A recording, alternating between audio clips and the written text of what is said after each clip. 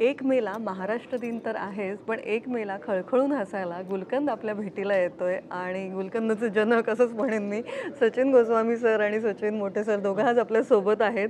तो हा सचिन स्क्वेअर जो आहे, हा खरं तर या गुलकंदचा मेन काय म्हणतो तो जर सिक्रेट इन्ग्रेडियंट असेल तर तुम्ही दोघांची जोडी हाच असेल.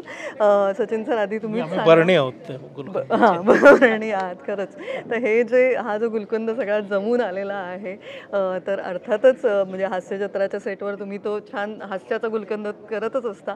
पण ही सिनेमाची भट्टी, हीच सगळी कास्ट असावी हे सगळं कधी ठरलं होतं आणि कधीपासून डोक्यात होतं हे काय?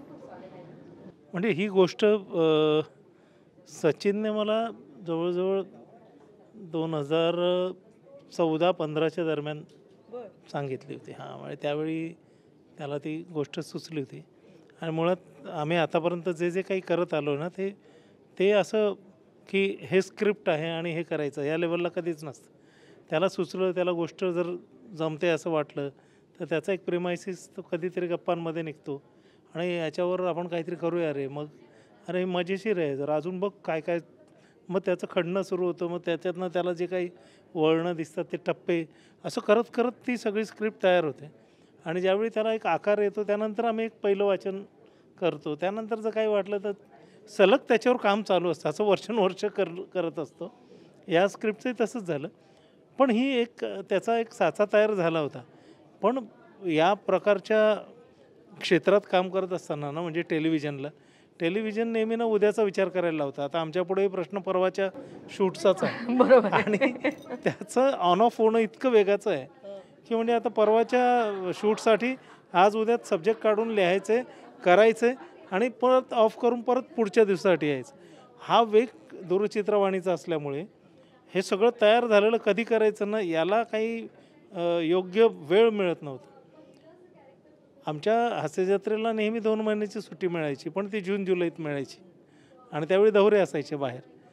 गेल्या वर्षी असं झालं, की बरोबर त्यांनी एप्रिल-मेला गॅप टाकला आणि ती करेक्ट वेळ आम्हाला मिळाली आणि मग आम्ही ठरवलं, की आता ह्या 1.5 महिन्यातच आपल्याला सिनेमा करायचा आहे. हो, आणि मग त्याच्या आधी जे काही 3 महिने जसं कळलं. अमित फाळकेंनी सांगितलं, की असं-असं आपण करणार आहोत. तर आम्ही तेव्हापासून ज्या वेगाने कामाला लागलो, मग स्क्रिप्ट पटापट त्याने एक एक ड्राफ्ट झाला. मग आम्ही कास्टिंगच्याही मागे लागलो होतो. म्हणजे स्क्रीन प्लेच्या आधीच कास्टिंग बोलून झालं होतं समीरशी वगैरे. समीर करेल असं क्लिअर होतं. सईचं तेवढं ठरलेलं नव्हतं. मग सचिनने ते सगळं लिहिलं आणि मग आम्ही एक पहिला ड्राफ्ट म्हणजे एक फायनल झालेल्या पहिल्या ड्राफ्टचं आम्ही वाचन केलं सईकडे. सईला खूप आवडलं. प्रसादचं तर आम्ही म्हटलं त्याप्रमाणे सईच का कास्टिंग म्हणजे सईच का डोक्यात होती या कॅरेक्टरसाठी? नाही खरं तर ते अत्यंत सामान्य जीवन जगणारा आयुष्यभर अभ्यास आणि शिक्षण आणि करिअर म्हणजे एक जे काही क्लरिकल जॉब आहे त्याचा अकाउंटंट इतकंच पांढरपेशी जगणारा माणूस आणि त्याच्या आयुष्यात अरेंज मॅरेज झालेली एक सुंदर स्त्री असं ते ऑड कपल आहे जे त्या फॅमिलीची गरज आहे. ढवळे फॅमिली सईला एका टीनेजरची आई म्हणून कसं तयार केलं? नाही सईला वाचलं तिला आवडलं आणि सई त्यावेळी हो म्हणाली. मध्ये एकदा मला मेसेज आला तिचा की मला असं वाटतं की काय करू. मी म्हटलं तू विचार कर म्हणजे मला सिनेमा छान दिसतोय तुझं कॅरेक्टर खूप छान आहे पण तरी तुझं करिअर आहे तू प्लॅन कर तू विचार कर. तर त्याच्यावरती मला म्हणाले की तुम्हाला फोन करू का आता तुम्हाला वेळ आहे का सध्या. म्हटलं अगं कर ना. ते म्हणाले तुम्ही मला रागवून सांगा की तू हे कर. मला असं कोणीतरी ठामपणे सांगितलं की मग माझ्या डोक्यात बसतं. मी म्हटलं अरे मला कोणीतरी धडपणात काम करावं या मताचाच मी नाही. छान त्याला जर पोहोचलं असेल कॅरेक्टर तर करावं. म्हणजे तिचं ना एकदाच असं झालं थोडं.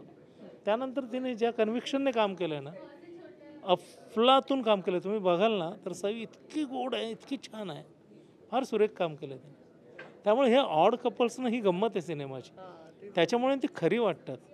म्हणजे तुम्ही हिरो हिरोईन जे पाहताना तसे आयुष्य नसतं तशा जोड्या कधीच नसतात. कमी प्रमाणात असतं. बरोबर आहे. आणि मी आता सचिनजींना हे विचारेन की 2 जोड्यांची गोष्ट आधी तो एक 90sचा किंवा 80sचा जो पिरियड होता किंवा जेव्हा हे सगळे गोल्डन पिरियड म्हणू आपण मराठी सिनेमाचं तेव्हा हे 2 जोड्यांच्या गोष्टी खूप येत होत्या. पण नंतर हे जरा थोडं कमी झालं. तर मला असं वाटतं की ते या निमित्ताने पुन्हा जुळून आलंय असं वाटतंय. तर ॲज अ लेखक म्हणून तुम्हाला ते काय गंमत ती पकडायची होती का ती जुनी? आम्ही तसे 90sचेच आहोत. हां. हे आमच्या आमचं इथेच आम्ही अडकलेलो होतो. म्हणजे मैंने प्यार किया, हम आपके कौन, Correct. शाहरुख, काजोल गोल्डन वगैरे एरा. ह्या जनरेशनचेच आम्ही आहोत. आणि त्यामुळे त्या काळातल्या सिनेमांचाही प्रभाव आमच्यावर आहे. आणि ही गोष्ट सुचण्याचं कारणसुद्धा एक फॅमिलीत घडलेलीच घटना होती. म्हणजे माझ्याच फॅमिलीत असं झालं की काय झालं? हां, की एक माझ्या भाच्याला एक मुलगी सांगून आली होती आणि माझी बहीण असं म्हणाली की ते स्थळ जे होतं ना ते बहिणीला पूर्वी आलं होतं, त्यांच्या मुलीचं स्थळ याला आलं होतं. म्हणजे एक असतं ना की आधी मला ज्यांनी विचारलं होतं त्यांची मुलगी आता माझ्या मुलासाठी आली मग आहे. वेगळा इगो. तर नाही, इगो नाही, तिला ती गंमत वाटत होती गंमत की होती. त्यावेळी जे व्हायचं होतं ते नाही झालं, आता होईल की काय, असं एक ती या सांगत स्वरूपात होती. परत चक्र आलं. परत अरे ते काळ परत नियती परत तसंच काहीतरी त्या दोन पुढे घरांमध्ये काय झालं? घडलं झालं होतं. पुढे का नाही? नाही, पुढे ते घडलं नाही, पण ते मला गोष्ट देऊन गेलं. मी म्हटलं अरे हे असं झालं तर काय मजा येईल, पण हे झालं तर याच्यात कॉम्प्लिकेशन्स आजच्या काळात काय येतील. तर आजच्या काळात मोबाईल्स आहेत, आजच्या काळात आजचे विचार आहेत, आजच्या काळात मित्र आहेत, आजच्या काळात मैत्रिणी आहेत. ह्या सगळ्यात आणि परत आज फॅमिलीजमध्ये एकमेकांना स्पेस देणं पण आहे आणि त्याचबरोबर एकमेकांना बांधून ठेवणं पण आहे. ह्या गोष्टींचा रिलेशनशिपवर काय परिणाम होईल हे सगळं विचार करत असताना ही गोष्ट तयार होत गेली आणि म्हणून ही 2 फॅमिलीजची गोष्ट झाली. अरे वा, चला म्हणजे अशी गोष्ट सगळी जमून आलेली आहे. आणि आता मी सरांना हे विचारेन की एकंदर मराठी सिनेमा आता सध्या भरपूर येत आहेत. जानेवारीपासून तर आपण म्हणजे छान चांगलंच आहे, पण हे जे विषयांचं वैविध्य आहे ते फार महत्त्वाचं ठरतं. म्हणजे हा फॅमकॉम असला तरी हा याच्यात कुठेतरी रॉमकॉम पण दिसतोय मला. तर या ज्या नाही, हे आम्ही तयार केलेली टर्म आहे ऍक्च्युली. हो, फॅमकॉम हे नवीन हे. कारण रॉमकॉम असतं, पण रोमॅन्टिक कॉमेडीमध्ये फॅमिली प्रॉमिनंट असणं, अशा अर्थाने तो फॅमकॉम ही टर्म काढली होती. ओके. तर तेच म्हणते एकंदर जे विषयांचं सध्या वैविध्य आहे मराठी सिनेमांमध्ये त्याकडे तुम्ही कसं बघताय? कारण बऱ्यापैकी आता वेगवेगळे विषय येत आहेत. म्हणजे एक एक मध्ये एक काळ होता ना जेव्हा फक्त ऐतिहासिक सिनेमाच येत होते, ती लाट येत होती. तर तसं सध्या तरी थोडं तो व्हरायटी तुम्हाला पाहताना दिसते का नाही? हो, निश्चितच ना. आणि खूप वेगवेगळ्या प्रकारचे प्रयोग पण होत आहेत. पाणीसारखा सिनेमामध्ये येऊन गेला, खूप छान प्रयोग होता. किंवा विनोदाच्याही वेगवेगळ्या छटा असलेले सिनेमे येऊन गेलेत. नाच गं घुमा असेल किंवा परेशचा अजून एक सिनेमा जो बोंबिलवाडी होता, त्याचं एक वेगळा जॉनर आहे तो. म्हणजे ह्या सगळ्या सिनेमामध्ये प्रेक्षकांनी स्वीकारणं नाकारणं हा वेगळा भाग आहे. पण प्रयत्न खूप वेगवेगळे होत आहेत आणि आपण प्रयोग करतो तेव्हाच प्रयोग यशस्वी होतात किंवा फसतात. त्यामुळे प्रयोग होत आहेत ही खूप चांगली गोष्ट आहे. आणि मोठे सिनेमे निर्माण करण्याचाही प्रयत्न होतो आहे. छोटे सिनेमेसुद्धा खूप चांगला आशय घेऊन येत आहेत. त्यामुळे आता मेमधलेच सिनेमे बघा सगळ्यांना किती त्यामुळे विविध कुठेतरी विषय एक आहेत. आशादायी चित्र होय, निश्चित. वाटतंय. आता मी प्रसादचा जो सुशीला सुचित आहे, हे वेगळंच हे आहे. नक्की. आता मला हा प्रश्न नक्कीच विचारायचा आहे जो मलाही तुमच्या सगळ्यांचीच एनर्जी पाहून म्हणजे आम्हाला एक इन्स्पिरेशनच मिळतं. कारण मी मागे प्रसादला विचारलं होतं की तू प्रसाद खांडेकर नावाची किती माणसं आहेत तुझ्या आत की ते इतक्या गोष्टी करतात किंवा तुम्ही सगळे पण इतक्या गोष्टी एकाच वेळी करत असता की हास्यजत्रा सारखा एक अत्यंत उत्तम शो आणणं आणि प्लस ते करताना त्यातलेच ॲक्टर्स घेऊन तुम्ही त्यांच्याच सोबत एक सिनेमा पण मानता आणि या सगळ्यासाठी हे वेळचं गणित सगळं कसं जमवता आणि हे कुठली एनर्जी आहे आणि हे जमून कसं येतं म्हणजे कसं ठरवता हे सगळं कसं होतं? नाही, मी तुम्हाला म्हटलं ना तसं हे करायचं असं वर्कआउट तर आधीच केलेलं होतं, पण त्यासाठी वेळ मिळणं म्हणजे आता प्रसाद खांडेकरने सिनेमा करणं आणि आम्ही करणं याच्यात अंतर काय आहे ना, प्रसाद आमच्याकडे नट आहे, त्यामुळे त्याला जर वाटलं तर तो 2-4 शेड्यूल थांबू शकतो. तुम्हाला तर सगळंच तो वेळ करायचं. देतो, नो डाऊट. तो आमच्या टीमचाच भाग आहे आणि तो तेवढाच जीव लावतो. पण आम्ही निर्माते पण आहोत, त्यामुळे आमची जबाबदारी जास्त आहे शोच्या बाबतीत की आम्हीच दोघं एक 4 शेड्यूल येत नाही असं नाही करू शकत. कारण आम्ही त्याचं क्रिएटिव्ह पण आहोत. म्हणजे नुसते निर्माते असतो तर झालं असतं आमचं एक युनिट काम करतंय आणि आम्ही अजून दुसरं काम करतोय. यातलं आम्हाला फ्लोअरवर राहावंच लागतं कारण ते बसवण्यापासून नसते सुट्टी. त्यामुळे ना जास्त अवघड आहे ते करणं. पण आम्ही ना खूप आधीच असं ठरवलं होतं की ज्यावेळी आपल्याला योग्य 2 महिन्यांचा गॅप मिळेल त्यावेळी आपण हा सिनेमा करायचा, याचं एक स्ट्रक्चर तयार करून ठेवलं होतं. आणि दरवेळेला आम्हाला जून जुलैचा गॅप मिळतो. गेल्या वर्षी तो एप्रिल मेचा मिळाला. आणि जून जुलै ह्या पावसाळ्याचं असल्यामुळे काही वर्कआउट होत नव्हतं. त्या दरम्यान आमचे दौरे पण असायचे. या वर्षीच्या सुट्टीमध्ये पुढचा सिनेमा होणार आहे का मग? नाही ना, म्हणजे एवढा वेग नाही आमच्यात. आम्ही तसे ना निवांत काम करणारे पण मी नाही. असंच म्हणलं. तर मग त्यावेळी करायचंच असं फिक्स केल्यामुळे मग आम्ही पटापट सगळ्यांच्या तारखा यांच्याशी बोललो, त्यांना सगळ्यांच्या तारखा ब्लॉक केल्या आणि त्या मूळ ज्या 25 दिवस आम्ही शूट केलं, पण त्यातले मूळ 20 दिवसांचं एक सलग शेड्यूल नाशिकचं त्याच्यात आम्ही संपवलं. आणि मग मेमध्ये मधले गॅप्स करत असं करत ते कंप्लीट झालं.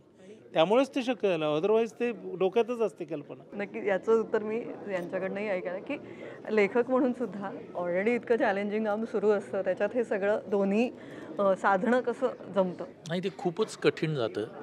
कारण इकडे सुद्धा आमच्या दर 2 दिवसाला आमचं शेड्यूल असतं आणि त्याच्यामध्ये आम्हाला 2 एपिसोड्सची जबाबदारी असते. आत्ताही तुमच्याशी बोलताना आम्हाला यानंतर एक मीटिंग करायची आणि परवाचे विषय आम्हाला ठरवायचे आहेत आणि त्याची जबाबदारी आमच्या दोघांवरच असते. हा म्हणाल तसं आमची टीम आहे, माझ्याकडे 8 लेखकांची आमची टीम आहे. पण शेवटी मी त्यांच्याबरोबर बसल्यावरच त्या गोष्टी पुढे होतात. म्हणूनच म्हणजे जर आमचा शो ट्वाईस अ वीक असता कायम, म्हणजे आठवड्यातून 2 दिवस असता किंवा दरवर्षी एक 4 महिन्यांची गॅप आहे शोला असं झालं असतं, तर आत्तापर्यंत आमचं आणखी एखादं नाटकही आलं असतं, आणखी एखादा चित्रपटही आला असता.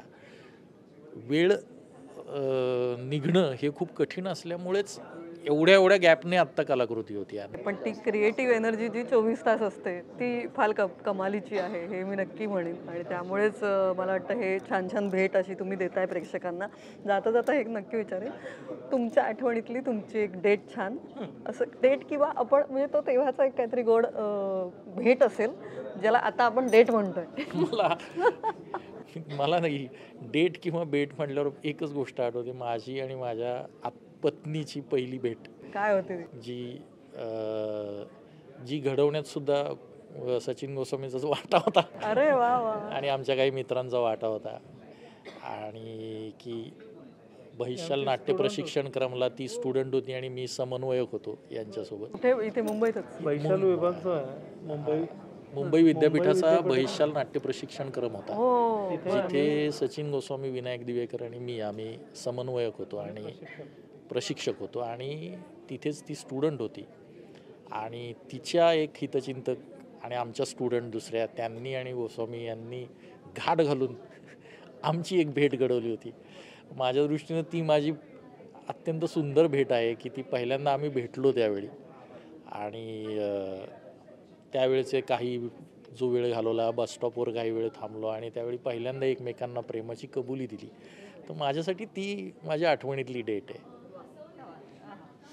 हे असं सांगितलं ना, याचाच एक सिनेमा निघावा असं झालं मला. सर तुमची काही? माझे डेट्स म्हणजे काय, टप्प्याटप्प्यावर डेट्स असतात वेगवेगळ्या, त्या वयाच्या टप्प्यावर आपल्याला आवडणारे खूप जण असतात. पण तशी डेट नाही सांगता येत. पण हा म्हणाला तसं आमची लग्नाची भेट म्हणजे माझी बायको जी आताची, ती आम्ही एका नाटकातच काम करायचो. ज्याचा त्याचा प्रश्न नावाचं नाटक होतं चंदू कुलकर्णीचं, त्यात मी आणि सविता काम करायचो. तर आणि ती टेम्पटिंग आउट नावाच्या नाटकात ती काम करायची त्यावेळी, वामन केंद्रेची. तर तिचा यशवंतरावला प्रयोग होता. मी आमदार निवासला त्यावेळी राहिला होतो आणि आमची घरगुती अडचण, स्ट्रगलिंग पिरियडला होतो. घरगुती काही अडचणींमुळे असं वाटलं की आपण लग्न करावं आता. त्यावेळी करिअर वगैरे काही नव्हतं स्टँड झालं. असं वाटलं की आता लग्न करावं, आई वडिलांना इकडे आणायचं आहे कारण त्यांचे आजार पण आहेत, तिथे फॅमिली सेट करू. म्हणून मला अचानक वाटलं की आता लग्न करून टाकूया.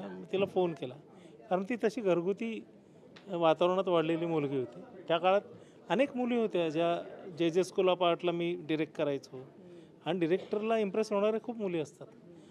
दिसायलाही बरा होतो त्यावेळी, उत्तम पर्सनॅलिटी होती, त्यामुळे ते सहज साध्य होतं तिथल्या काही मुलींबरोबर अफेअर करणं.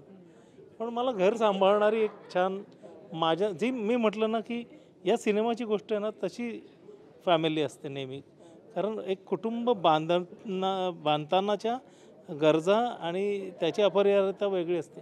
आणि प्रेमाला काही बंधनच नाही. तुम्ही ड्रीममध्ये जगातल्या सुंदर सुंदर बायकांबरोबर संसार थाटू शकतात किंवा पुरुषांबरोबर.